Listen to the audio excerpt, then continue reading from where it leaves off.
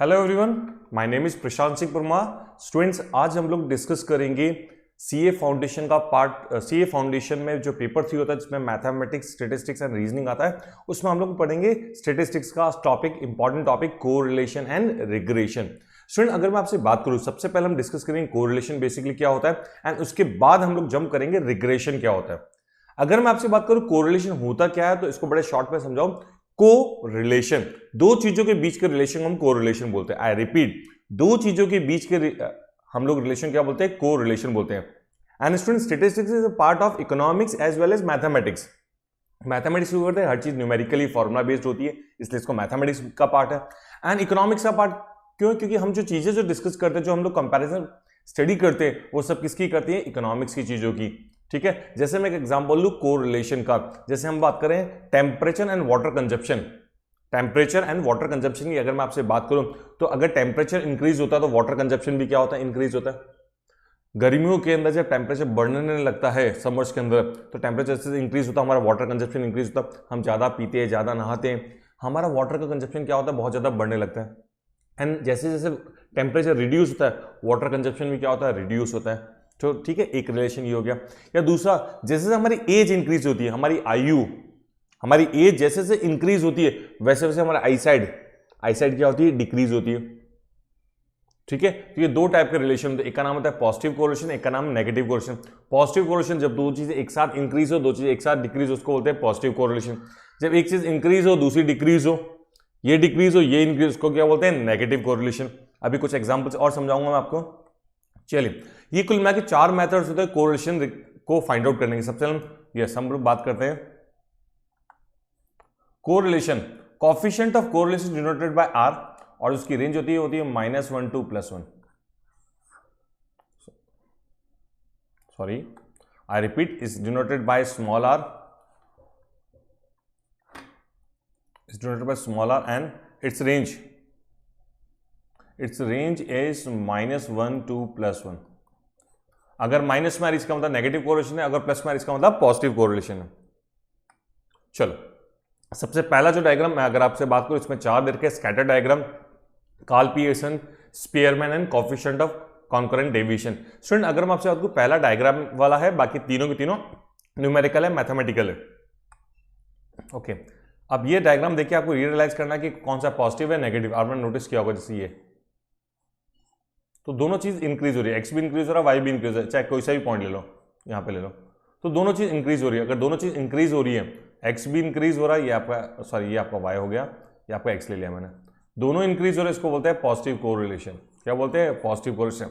Yes, एक बहुत important चीज जो एग्जाम में भी पूछी गई है, अगर जब भी स्ट्रेट लाइन आती है, जब भी लाइन आती है, तो लाइन के केस में हमेशा स्टूडेंट एक ही आंसर होगा, या तो +1 होगा या फिर -1 होगा। और अगर स्लोप अगर इंक्रीजिंग है, चाहे लाइन ये हो, चाहे ये हो, चाहे ये हो, कैसी भी लाइन हो, तो सारे केसेस में आपका आंसर क्या होगा? +1।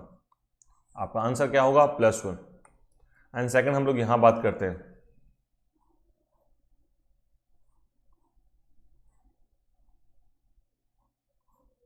इन सारे केसेस में आपका आंसर क्या होगा? नेगेटिव। तो कौन सा होगा? Negative correlation. डन। ये क्या हो गया? Perfect negative. ठीक है, तो इसका -1, ये नेगेटिव कोरिलेशन, और इसमें क्या हो गया? -1। ओके, अब स्टूडेंट हम जो टॉपिक पढ़ते हैं, उस टॉपिक का नाम है Karl Pearson product moment correlation coefficient, या फिर इसको हम लोग जब भी हम लोग बात करते हैं, ये सबसे इंपॉर्टेंट होता है। कार्ल पियर्सन वाला जो मेथड है, ये सबसे इंपॉर्टेंट होता है स्टूडेंट। लाइक अगर इसका फॉर्मूला क्या होता है? R is equals to covariance of x y, and divide आप करेंगे standard division of x, standard division of y से आप डिवाइड कर देंगे। Done. And covariance of x y, इसका जो फॉर्मूला होता है, आप फर्स्ट टाइम देख रहे हैं तो प्लीज अच्छे से देखना, summation x y upon n minus x bar dot y bar dot. X bar y bar आपको पता है अर्थमेटिक मीन होता है स्टूडेंट्स, और वी कैन राइट, इसको हम लोग क्या लिख सकते हैं student? Summation x y upon n minus x bar को summation x upon n into summation y upon n, ये लिख सकते हैं। तो डन, ये आपका फॉर्मूला कंप्लीट हो गया। ठीक है, अब आप यहाँ वैल्यूज पुटअप कर दो, तो कोवेरियंस ऑफ एक्स वाई तो क्या होता है? Summation x y upon n minus summation x upon n summation y upon N.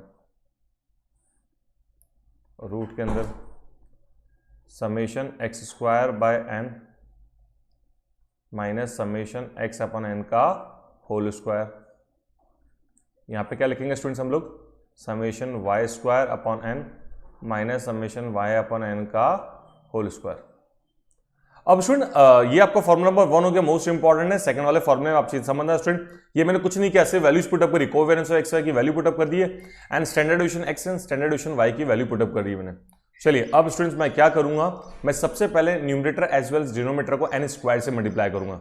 मैं किससे मल्टीप्लाई करूंगा, एन स्क्वायर से। तो यहां पर भी एन स्क्वायर से और नीचे भी एन स्क्वायर से। अगर मैं एन स्क्वायर से मल्टीप्लाई कर दूं पूरी इक्वेशन को, तो ये एन स्क्वायर से एन कटेगा तो क्या रह जाएगा, एन समेशन एक्स वाई। यहां एन स्क्वायर दोनों कैंसिल हो जाएंगे तो क्या रह जाएगा, summation x summation y. Okay, अब यहां पे आ जाएगा n summation x square minus summation x का होल स्क्वायर। डन। यहां पे क्या आएगा आपका, n summation y square minus summation y का होल स्क्वायर। ये आपका फॉर्मूला नंबर 2। एक छोटा सा रिक्वेस्ट है स्टूडेंट, अगर आपको कोई डाउट हो तो आप मेरे से पर्सनली एक बार कॉल करके पूछ सकते हैं, मुझे व्हाट्सएप मैसेज ड्रॉप कर सकते हैं, सर मुझे कॉन्सेप्ट समझ में नहीं आया।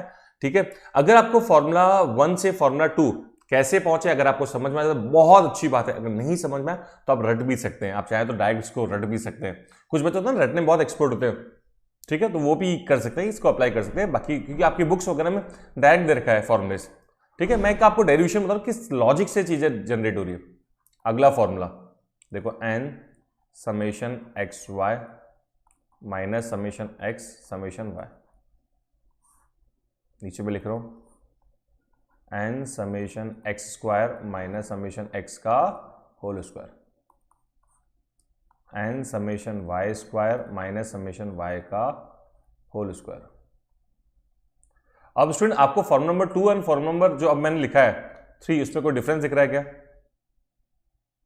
जैसे मैं क्वेश्चन पूछता हूं फॉर्मूला नंबर 3 में कोई डिफरेंस दिख रहा है क्या, तो बच्चों का आता है सर क्या पागल बना रहे हो, दोनों फॉर्मूले सेम ही तो हैं। डन। अब देखो मैं डिफरेंस लेके आ रहा हूं। देखो अगर एक्स की वैल्यू छोटी है तो ये वाला फॉर्मूला बड़ी है, तो हम क्या कर लेंगे, dx, y की वैल्यू तो dy, यहां dx, यहां dy, यहां d, यहां d, यहां भी d और यहां भी d। तो ये आपका फॉर्मूला नंबर 3 रेडी हो गया। लॉजिक समझ में आ रहा है स्टूडेंट? हाँ, आपने पढ़ा है measure central tendency and dispersion में, अगर x की वैल्यू बड़ी है तो आप उसको माइनस कर सकते हैं, किसी भी एज्यूम में से क्या कर सकते हैं, माइनस कर सकते हैं। चलिए स्टूडेंट्स, अब हम लोग बात करते हैं एक और जो फॉर्मूला नंबर हमारा था 3, उसको मैं वापस लिखता हूं। ठीक है, मैं लिख रहा हूं उसको n summation dx dy minus summation dx summation dy,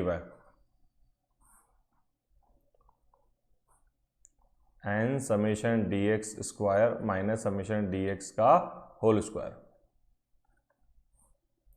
n summation dy square minus summation dy का होल स्क्वायर।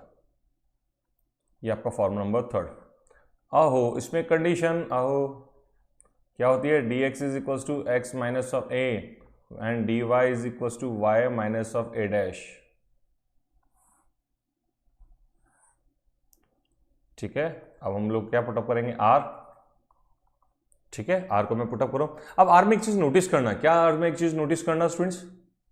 ठीक है, अगर आई रिपीट, अगर मैं r समझना स्टूडेंट्स, फोर्थ फॉर्मूला आपको पता है, मैंने सिखाया था sum of deviation from their respective mean is always 0, बताया था क्या? मैंने ऐसा पढ़ाया ना स्टूडेंट्स आप लोगों को? नहीं तो पुराने वीडियोस में देख लेना। हाँ, अगर dx is equal to x minus x bar है तो समेशन dx कितना होगा, 0, और समेशन dy भी कितना होगा, 0 when dy is equals to y minus y bar. अगर ऐसा होता है तो कुछ चीज़ें क्या हो जाएगी आपकी, 0। लाइक अगर मैं आपसे बात करूं तो ये summation dx summation dy, dx और ये सारी चीज़ें क्या हो जाएगी, 0। तो फॉर्मूला क्या रह जाएगा आपका, n summation dx dy upon में मैं यहाँ लिख देता हूँ n summation dx square n summation dy square, क्योंकि दोनों रूट में एक साथ ले लिया मैंने। ये n इंटू एन कितना हो गया, n स्क्वायर से n कैंसिल, तो आपका formula n summation dx dy upon root के अंदर summation d x square summation d y square, ये फॉर्मूला नंबर 4।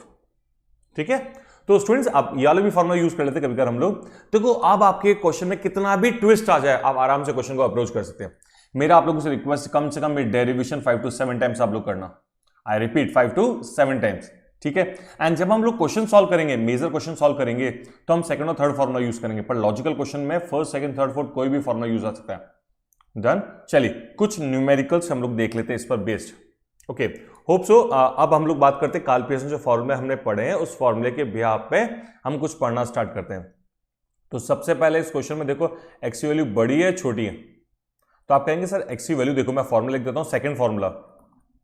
अच्छा, इससे पहले वाले फॉर्मूले की प्रैक्टिस अच्छे से करना स्टूडेंट्स, बहुत इंपॉर्टेंट है। अगर आपने प्रैक्टिस नहीं करी तो मजा नहीं आएगा। आप इस क्वेश्चन को तभी स्टार्ट करेंगे जब आपको सारे फॉर्मूले याद हो जाए। तो चलो मैं फॉर्मूला लिख देता हूं, n summation x y minus summation x summation y, n summation x square minus summation x का whole square, n summation y square minus summation y का होल स्क्वायर। चलो अब ये फॉर्मूले के हिसाब से मैंने वैल्यू पुटअप करी 1 2 3 4 5 6 एंड वाई की वैल्यू 2 5 7 8 9 एंड 11। अब सबसे पहले मुझे क्या क्या बनाना है, एक तो एक्स वाई का बॉक्स बनाना है, एक एक्स स्क्वायर एक वाई स्क्वायर, एक्स वाई तो 2 10 21 32 ओके 9 5 जा 45 एंड 6 11 जा 66।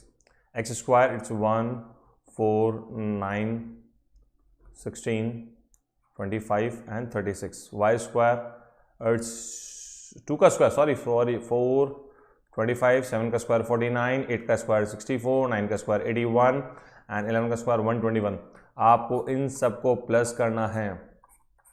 अगर आप मेरा वीडियो कोई बच्चा ऐसा देख रहा है जिसके एग्जाम में कैल्सी अलाउड नहीं होता तो वो उसको सिंपली प्लस करे, बाकी मोस्ट ऑफ एग्जाम से आजकल अलाउड हो चुके हैं तो वो लोग डायरेक्ट कर सकते हैं। ठीक है, सीए के अंदर वैसे भी अलाउड है। तो स्टूडेंट इसका जो सम आएगा, इसका सम आएगा 21, इसका सम आएगा 42, इसका सम आएगा 176, इसका सम 91 एंड 344। ठीक है, तो आप इन सारी वैल्यूज को लिख लो। अब हम फॉर्मूले में पुटअप करते हैं, r is equal to n कितना है आपका 6, नंबर ऑफ ऑब्जर्वेशन 6 है, एक्स वाई का सम कितना है 176 माइनस 21 इंटू 42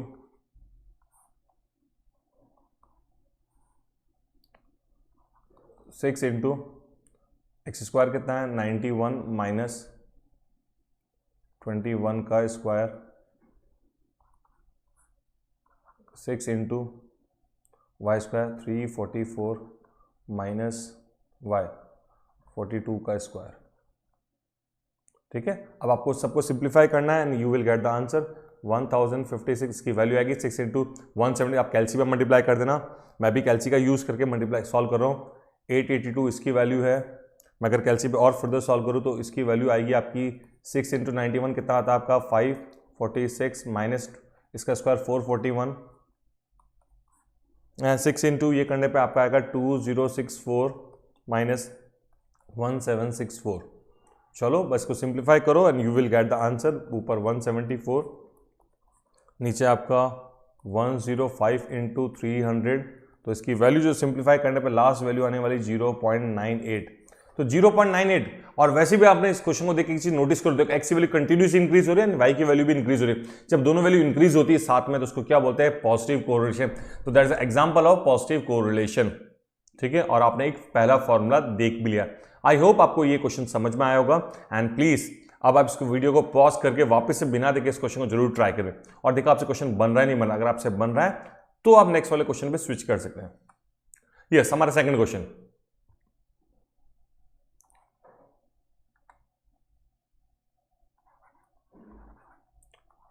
ट्वेंटी 21 19 17 15 14 2 5 7 8 9 11। ओके, सबसे पहले आपको बताओ एक्स की वैल्यू बड़ी लग रही है छोटी लग रही है, डिपेंड करता है।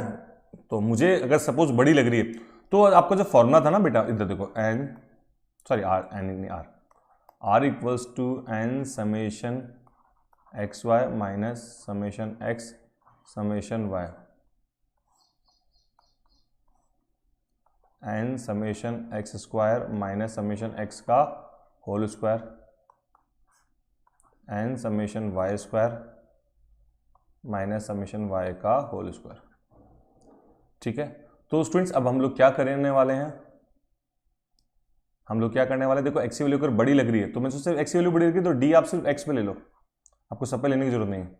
वाई की वैल्यू छोटी लग रही है तो वाई की वैल्यू, तो एक और नया फॉर्मूला रेडी हो गया, सिर्फ जो वैल्यू बड़ी लग रही है उसको छोटा माइनस कर दो, बाकी को रहने दो। तो हमने इसको x भी लिख सकते हैं, इसको चाहे तो dx भी लिख सकते हैं, dx x माइनस ए को हमने 14 ले लिया, तो ये कितना हो जाएगा आपका 8 7 और 19 माइनस 14 इट्स 5 3 1 0। ठीक है, नेक्स्ट वाला कॉलम क्या हो जाएगा बेटा आपका, अब आपकी x और y की, अच्छा देखो आप देखो x कंटिन्यूस डिक्रीज हो रहा है और y कंटिन्यूस इंक्रीज हो रहा है, ये डिक्रीज हो रहा है और ये इंक्रीज हो रहा है, तो देखो आंसर नेगेटिव में आना चाहिए, नेगेटिव कोरिलेशन बन रहा है। ठीक है, आपने मल्टीप्लाई कर दो स्टूडेंट्स, तो dx इंटू वाई, अगला क्या हो जाएगा आपका dx स्क्वायर, अगला क्या हो जाएगा y स्क्वायर। बस सिमिलर क्वेश्चन बनने वाला जैसा हमने पहले किया था, तो 2 इंटू 6 कितना होता है 16, 2 into 8 sorry 7 5 35, again 7 5 35, again 24 9 and 0, dx square 4 25 49 64 81 121, sorry ये मैंने वाई स्क्वायर की वैल्यू कर दी, तो यहाँ वाई स्क्वायर लिख लेता हूँ, dx स्क्वायर अब करूँगा मैं, dx स्क्वायर 64 49 25 9 1 एंड 0। चलो अब इन सब की वैल्यूज़ को मैंने ऑलरेडी इस वाले क्वेश्चन को तो पहले लिख रखा था इसका नंबर्स, तो इसका आज का आपका 42 मैंने कैलसी पहले कर लिया था, इसका 24, इसका 119, इसका 334 एंड दैट्स 148। ठीक है, अब मुझे सिर्फ कुछ नहीं करना, फॉर्मूले में वैल्यूज पुटअप करनी है, तो r is equals to n आपका 6 है, dx y कितना हो जाएगा 119 माइनस 42 इंटू 24 अपॉन में n समीशन dx स्क्वायर कितना होगा 148 माइनस x कितना है आपका dx आपका 24 का स्क्वायर 6 इंटू अगला आपका dy स्क्वायर y स्क्वायर आपका 334 माइनस इसमें हम लोग करेंगे 42 का स्क्वायर। चलिए इस वैल्यू को अगर आप सिंप्लीफाई करेंगे तो आपके न्यूमरेटर को सिंप्लीफाई करने पे माइनस का 294 आ जाएगा एंड डिनोमीटर जो आपका आएगा रूट के अंदर 93600। अगर आप इसको फाइनली लास्ट आंसर पे लेके जाते हैं तो इसकी वैल्यू आएगी माइनस का 0.95, तो हाईली नेगेटिव है ये आपका। ठीक है, तो इसका मतलब कौन सा हो गया नेगेटिव कोरिलेशन, कौन सा हो गया नेगेटिव कोरिलेशन, एक चीज इंक्रीज हो रही है एक चीज क्या हो रही है डिक्रीज। तो आपने पहले वाले क्वेश्चन में क्या देखा था कि दोनों की वैल्यू छोटी थी, हमने फॉर्मूला कैसे यूज किया, ये डिफरेंट टाइप का क्वेश्चन मैंने आपको दिया जिसमें सिर्फ x की वैल्यू बड़ी थी और y की वैल्यू छोटी थी। ठीक है, तो सीखने को मिला। And the last one more, आपको देखो एक और क्वेश्चन, उसमें मैंने क्या किया x और y की वैल्यू दोनों बड़ी बड़ी लिए 81 82 84 87 y is your 78 79 80 81। हाँ n भी चेंज किया मैंने, दोनों बार 6 था तो दिमाग में ये सेट नहीं, हमेशा n 6 होता है, चेंज भी कर सकते हैं। ठीक है, तो मैं dx लूंगा, dx की वैल्यू मैंने 81 में से माइनस किया तो इट्स 0 1 3 6 dy कितना होगा 0 1 2 3 dx dy 0 1 6 18 dx square 0 1 9 36 dy square 0 1 4 9।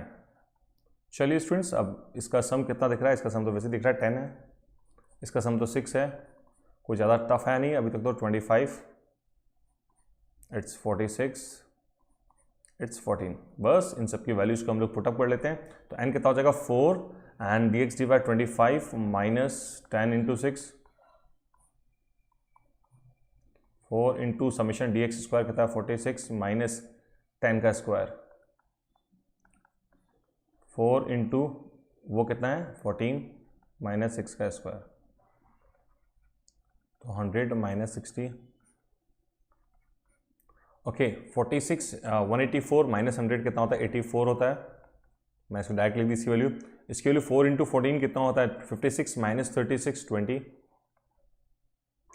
तो ऊपर तो हो जाएगा आपका 40 अपॉन नीचे कितना है आपका 84 2 जा 1680। तो जब मैं इसको सिंप्लीफाई करूंगा स्टूडेंट्स, जब मैं इस पूरी वैल्यू को क्या करूंगा सिंप्लीफाई करूंगा, तो मेरे पास वैल्यू आएगी, हाँ मैं बताता हूँ 40 अपॉन जो नीचे की जो वैल्यू आने वाली है वो आने वाली है आपकी 40.988 ऑलमोस्ट 41 के बराबर है, तो उसकी जो वैल्यू आएगी वो आएगी 0.976। तो that's your question. So students अब तक हमने जो डिस्कस किया स्टूडेंट दो मेथड्स की बात करी, पहला स्कैटर डायग्राम, डायग्राम के थ्रू कैसे पता करते हैं, उसके बाद हमने न्यूमेरिकल मेथड्स की बात की जिसमें पहला होता है आपका कार्ल पियर्सन। तो कार्ल पियर्सन के स्टूडेंट्स मैंने आपको डिफरेंट टाइप के क्वेश्चन कराए हैं, एंड अगर आप लोग सीए फाउंडेशन के स्टूडेंट्स हैं तो आप लोगों को पास में जो मॉड्यूल दे रखा है उसके आपको 3rd 4th 5th 6th question solve करने, कोरिलेशन रिग्रेशन चैप्टर के, एंड आपको सेट सी के 1 2 3 एंड 5 6 क्वेश्चन ट्राई करने। अगर आप ये सारे क्वेश्चन ट्राई कर पाते हैं तो आपको कॉन्सेप्ट अच्छे से समझ में आ गया। इनमें से किसी भी क्वेश्चन में अगर डाउट लगता है तो नेक्स्ट वीडियो के अंदर मैं इस चीज को क्लब कर लूंगा, या फिर आप मुझे पर्सनली पूछ सकते हैं। तो hope so, thank you students, thank you very much. Hope so आपको वीडियो अच्छा लगा होगा स्टूडेंट्स, आप मुझे जरूर कमेंट करके जरूर बताएंगे आपको वीडियो कैसा लगा। Thank you students, thank you very much.